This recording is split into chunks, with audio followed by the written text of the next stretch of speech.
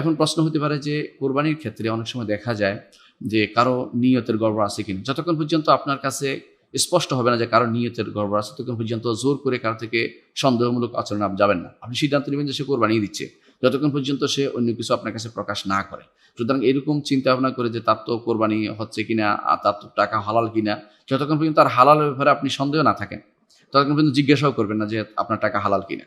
কারণ সাধারণভাবে ইমানদারের সবকিছুই হালাল হওয়াই উচিত।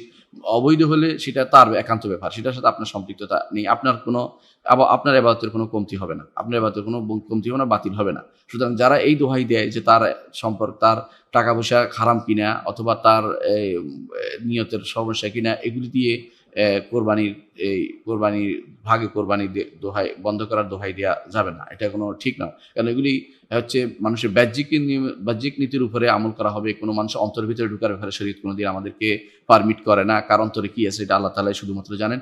এগুলির ব্যাপারে আক্রমণ করে আমরা মানুষকে অনেক বেশি বিভ্রান্ত করে ফেলছি। এটা কিন্তু না হয়। মানুষের অন্তরের ভিতরে কখনো প্রবেশ করবেন না। বাহ্যিক নিয়তের উপরে মানুষের উপরে আমল করবেন, চলবেন, এটাই আলহামদুলিল্লাহ যথেষ্ট।